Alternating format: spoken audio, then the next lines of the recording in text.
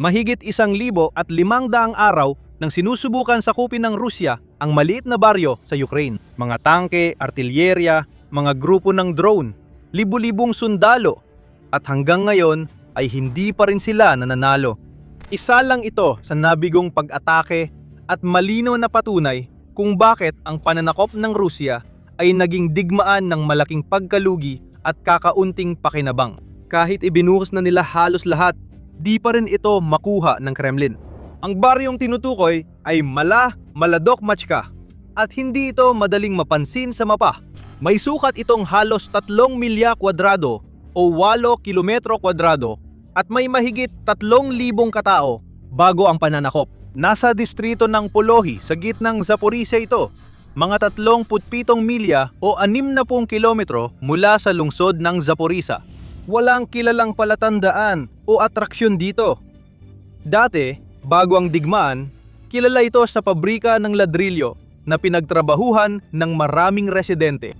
Sa madaling salita, tulad ng maraming pamayanan sa Ukraine na nakakalat sa bansa, daan-daan dito ang nasakop ng puwersang Ruso sa paglipas ng mga taon. Gayunpaman, ang lugar na ito na sa unang tingin ay tila walang kakaiba, ay inihalin tulad sa ilan sa mga pinakatanyag na lugar sa kasaysayan ng militar. Mula sa Cartago hanggang Constantinople, Leningrad, Alexandria, Troy at Verdun. Bakit? Dahil napatunayan na halos imposibleng masakop at makontrol ito ng Russia. Ipinadadala na ng Kremlin ang lahat ng tangke, mga bala ng artilyera, assault squad at armored column sa maliit na lugar na ito. Pero wala pa rin nangyari. Nananatili pa rin ito sa kontrol ng Ukraine. Para maintindihan kung paano at bakit, balikan natin ang pinagdaanan ng baryo mula simula ng pananakop. Dahil agad naramdaman ng Maladokmachka ang bagsik ng hukbong Ruso.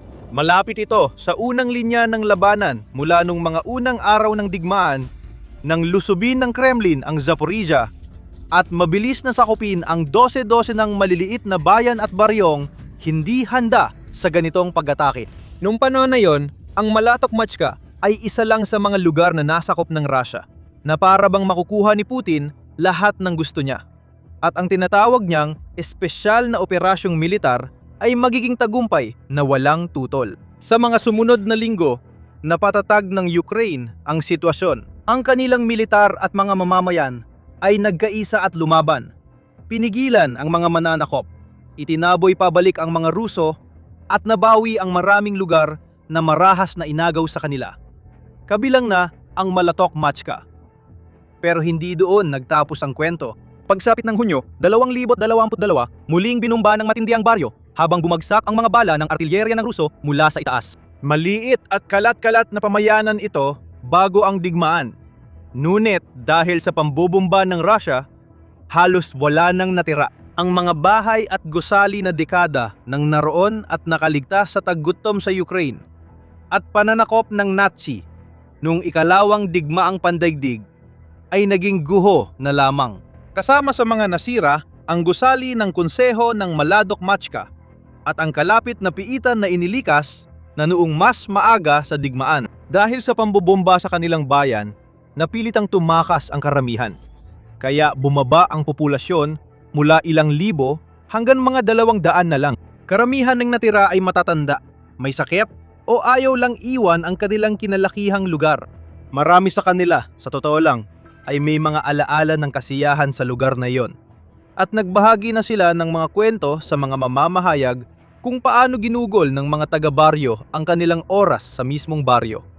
Nagpapatugtog ng musika, kumakanta, nag-aalaga ng kanilang mga hardin, at nakikipagkwentuhan sa mga kapitbahay. Noong panahong yon, mukhang madali lang para sa Rusya na mabawi ang Maladokmachka at tapusin ang mga mapayapang kwentong yon. Sa kabila ng pagiging maliit at halos nawasak sa pambobomba, nanatili pa ring mahalaga ang estratehikong halaga ng baryo para sa tropa ng Kremlin. Matatagpuan ito sa tabi ng TOT-0, 815 highway, isang mahalagang rutang logistikal na nag-uugnay sa Orikhiv at Polohi.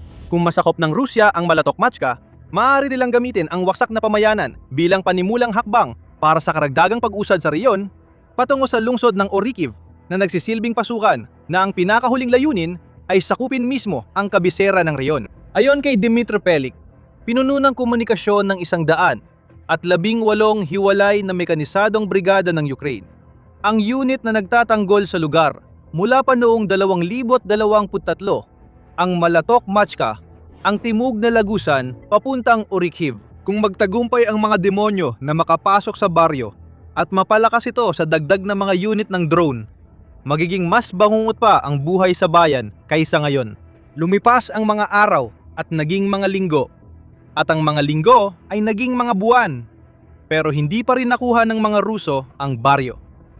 Pagsapit ng Tagsibol 2023, wasak na ang lugar. Maraming bahay ang nawasak. May hukay sa dating hardin ng bulaklak at puno ng mansanas at puno ng guho ang mga kalsada. Ang mga pumili o walang ibang pagpipilian kundi manatili sa lugar ay kailangang mabuhay sa ilalim ng patuloy na banta ng pambobomba habang kinakailangang magtiis ng walang mga pangunahing pangangailangan tulad ng malinis na tubig o kuryente sa kanilang mga bahay. Ginugol nila ang malaking bahagi ng kanilang araw at gabi sa pagtatago sa mga basement. Gayunpaman, kahit papaano ay may mga sundalo sa lugar na nagpoprotekta sa kanila. Ang mga crew ng drone ay sumilong sa lumang bilangguan at mga kalapit na gusali ng apartment, inilulunsad ang kanilang mga unmanned aerial vehicle o UAV sa himpapawid upang magmasid sa paligid at umatake sa mga kagamitang militar at tropang Ruso na naglakas loob na lumapit ng husto. Noong Hunyo 7, 2023, nagpasya ang Ukranya na paigtingin ang kanilang pagkilos. Gamit ang bagong sandata mula sa kanilang mga kaalyado sa kanluran, nagsimula ang ika-47 Assault Brigade at ika-33 Mechanized Brigade na Ukrainya ng malaking kontra-opensiba para itaboy ang mga Ruso mula Malatok Machka at Zaporizhia. Sa kasamaang palad, hindi tumugma ang kanilang mga taktika sa laki ng kanilang ambisyon sa simula. Ang unang pagsubok ay naging isang sakuna. Isang buong hanay ng mga tangke ng Ukrainya ang napailalim sa putok ng anti-tank missile habang sinusubukang tumawid sa isang lugar na may mga mina sa labas lamang ng hangganan ng baryo. 25 sasakyan, kasama ang 5 tangkeng Leopard 2 ang nasira o nawasak. Kaya napilitang iwan ng mga sundalo ang mga ito at gumapang kasama ang mga sugatang kasamahan para sa kaligtasan. Sa loob ng 3 sunod-sunod na araw, sinubukan at nabigong itulak ng Ukrainya ang mga Ruso pabalik, habang sila ay napailalim sa matinding putok at napilitang umatras sa bawat pagkakataon. Dahil sa matinding pagkatalo, maraming eksperto sa militar ang nagduda sa kakayahan ng Ukrainya na ipagtanggol ang sarili kahit may suporta mula sa kanluran. Gayunpaman, tulad ng pinatunayan ng mga nakaraang taon, may pambihirang kakayahan ang Ukrainya na patunayan na mali ang mga nagdududa. Pagkatapos madismaya, nagtipon ulit ang puwersa nila at nag-iba ng taktika, kaya agad nagkaroon ng mas maganda resulta. Sinabi ni Brigadier General Oleksiy Romov na nabawi ng mga puwersang Ukrainyano ang halos 2 milya ng teritoryo sa lugar noong huling bahagi ng buwan. Hindi ito ganon kalaki, pero may naabot pa rin. At dito nagsimula ang matagalang panahon ng labanan sa posisyon kung saan nagpapalitan ng atake ang magkabilang panig. Ngunit wala sa kanila ang tunay na umusad, saan mang direksyon. Naging pagkapatas ang sitwasyon dahil paulit-ulit sumubok ang mga puwersang Ruso na sumulong sa Malatok Machka. Ngunit hindi nila makamit ang malalaking tagumpay na gusto ng kanilang mga commander. Sinubukan nila ang iba't ibang taktika tulad ng tangke, infantry fighting vehicles, UAV, at maliliit na pangkat ng mga sundalong itinatapon lang sa labanan. Pero wala ring gumana. Dahil sa kakaibang katangian ng Malatok Machka, naiba ito sa maraming pamayanan sa Ukraine. Isang biyayang mula sa inang kalikasan ang dahilan kung bakit madaling ipagtanggol at mahirap sakupin ang bayang ito kumpara sa iba. Bago namin ipaliwanag kung ano yon, kung interesado ka sa ganitong kaalaman, mag-subscribe sa The Military Show. Ganito namin ito tinatalakay linggo-linggo. Na yon, ang dahilan sa likod ng karatagan ng Malatok Machka ay geographical at konektado ito sa isa sa pinakamatanda at pinakamahalagang aral sa militar sa lahat ng panahon. Sa panahon ng digmaan, ang mataas na lugar ay isang napakahalagang kalamangan. Ang mismong baryo ay nasa isang mababang lambak, ngunit napapalibutan ito ng mga mataas na lupain. Ang pagkontrol sa mataas na lugar ay mahalaga dahil nagbibigay ito ng malawak na tanawin ng milya-milya sa lahat ng direksyon. Para sa mga puwersang may hawak ng mataas na lugar, nagiging napakadali para sa kanila na makita at subaybayan ang galaw ng kalaban. Hindi mahalaga kung ano ang gawin ng Rusya, magpasok ng mga tangke o mga sundalong nakamotorsiklo. Kitang-kita pa rin ng mga tagapagtanggol ng Malatok Machka ang kanilang pagdating. Maari nilang subaybayan ang galaw ng kalaban, tukuyin ang posisyon, hulaan kung nasaan sila makalipas ang ilang minuto, at umasa sa artillery crew at drone pilot para tapusin sila. Dahil sa kanilang mataas na pwesto, palagi silang isang hakbang na nauuna at halos walang panganib na mabigla o masorpresa. Bukod pa rito, ang katotohanang nagawa nilang ipagtanggol ang Malatok Machka nang matagal ay nagbigay daan sa kanila na magtayo ng maraming linya ng depensa. Sa baryo, inahanap nila ang pinakamagagandang taguan at pwestong pananambang, naglalagay ng mga mina sa mga bukirin, at pinapadaan ang mga Ruso sa mga lantad at madaling mabantayang daanan. Kaya naman, hindi na dapat ikagulat na nanatili sa kontrol ng Ukraine ang baryo buong 2023, 2024 at umabot pa ng malayo sa 2025. Pero sa mga huling bahagi ng 2025, may nangyaring nagbanta na magdala sa kwento ng baryo sa ibang direksyon. Noong Oktubre 20 mismo, nagsimulang dagdagan ng Russia ang kanilang presyon. Nagbigay na ng utos ang Kremlin. Kinailangan ng mga puwersa sa unahan na mas maging agresibo at mabilis sakupin ang higit pang teritoryo, lalo na sa Zaporizhia. Nagpadala ang Moscow ng malaking mekanisadong hanay na binubuo ng 4 na tangke, 12 infantry fighting vehicles, 8 armored personnel carriers, at 2 Tiger mobility vehicles. Kabuuang 26 na armored vehicles para tuluyang masakop ang Malatok Machka. Ang pagsubok na iyon ay kasing sama ng unang kontra-kontra opensiba ng Ukraine noong 2023 dahil halos ang buong hanay ay nawasak ng drone at artilyera. Makikita sa mga larawan matapos ang labanan ang mga nasunog at sirang tangke at sasakyang pandigma ng mga Ruso. Iniulat din ng Ukraine na mahigit 30 sundalong Ruso ang napatay sa pag-atake, na kapag isinama sa marami pang ibang pagtatangka na sakupin ng baryo, nangangahulugan na higit 2,000 buhay na ang nawala sa panig ng Russia sa paulit-ulit na bigong pagsakop sa maliit na pamayanang ito. Sa maraming paraan, ito ay maliit na larawan ng mas malaking labanan. Sa napakarami pang lugar sa malawak na kahabaan ng mga linya ng labanan, walang habas na isinabak ng Russia ang mga tangke, sasakyan, at napakaraming sundalo sa mga target nito. Pero paulit-ulit, nakakahanap ang Ukraine ng paraan para mapigilan sila sa kanilang pag-usad. Dahil dito, hindi pa rin mas malapit sa tagumpay ang Kremlin ngayon kaysa noong 2022 at sa halip ay napapaurong pa sa maraming lugar habang dumarami pa ang kaswalti bawat buwan. Pero tila, hindi pa rin sila natututo sa mga pagkakamali. Matapos mabigo sa pag-atake sa Malatok Machka noong Oktubre, hindi basta tinanggap ng mga komandante ng Russia na wala ng pag-asa ang baryo at naghanap na lang ng paraang lampasan ito. Nagpatuloy sila sa paglulunsad ng sunod-sunod na pag-atake na unti-unting umaasa ng mas kaunti sa mga tangke at armor at mas umaasa sa maliliit na assault team. Hindi ito gumana kaya lalo pang bumaba ang Russia at ginamit ang isa pa nitong paboritong taktika, pagsisinungaling.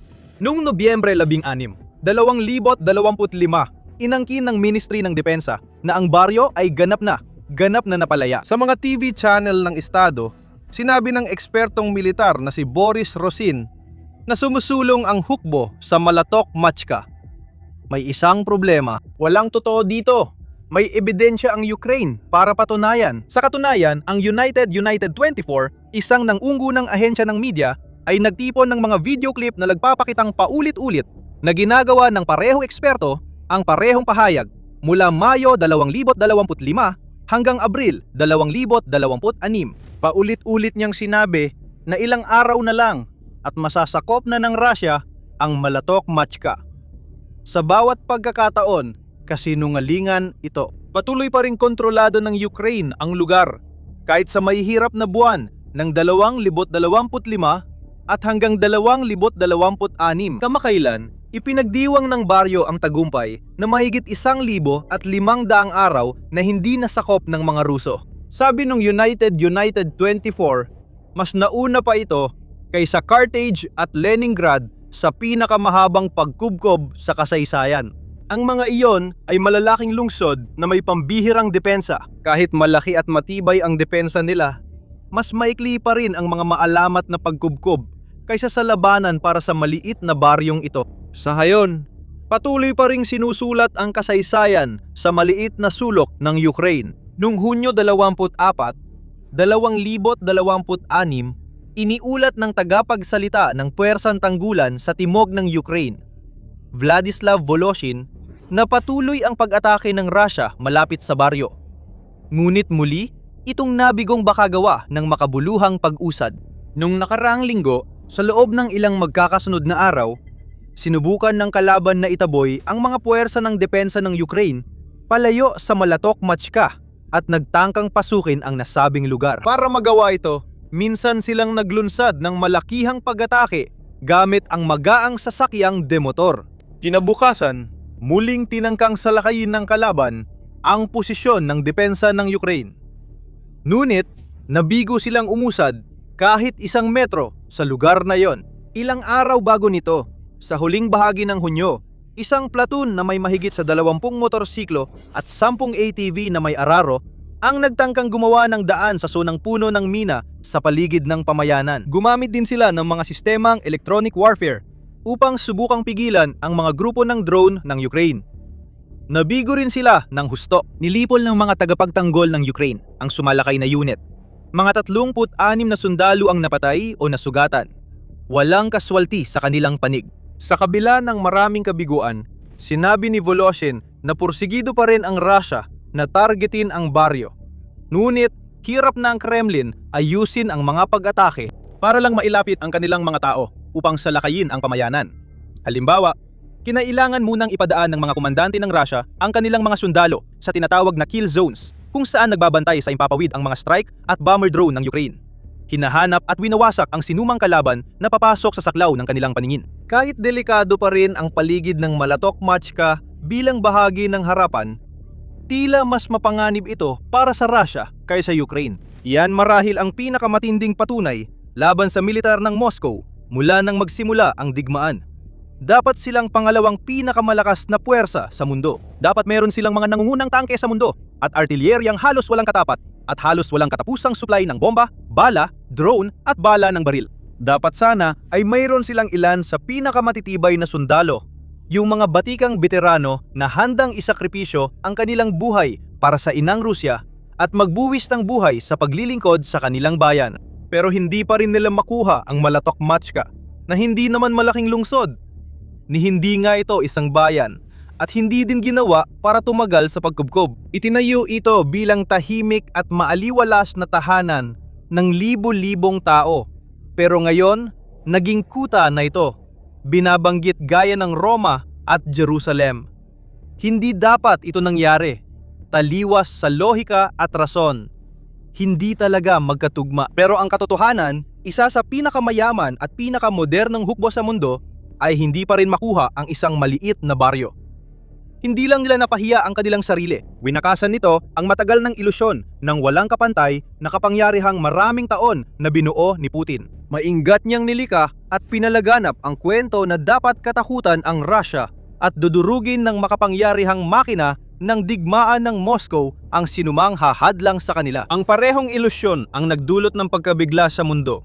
Nang simulan ng Russia ang pananakop noong Pebrero 2022, pinaniwaan ito ng buong mundo at naniwala na magiging mabilis at madali lang ang panalo para sa mga puwersa ng Kremlin sa digmaan. Ngunit unti-unting nabasag ang ilusyon at lumitaw ang nakakahiya na katotohanan ng kahinaan ng Russia. Walang ibang lugar na mas malinaw makita ang kahinaang yon kundi sa Malatok Machka, kung saan patuloy na nagtatayo ng depensa, ipinagtatanggol ang kanilang lupa at humaharap sa sunod-sunod na pag-atake ng Russia ang ika-118 na hiwalay na mekanisadong brigada ng Ukraine. Hindi lang sa Malatok-Machka at ibang mga lugar sa unahan ng labanan, nararamdaman ng Russia ang matinding presyon. Kamakailan, literal na naranasan ng Russia ang matinding init sa isang mapaminsalang pag-atake sa kabisera nitong Moscow na mapapanood mo sa video na ito.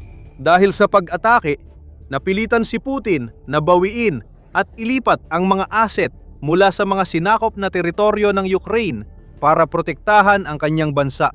Natatalakayin pa sa video na ito.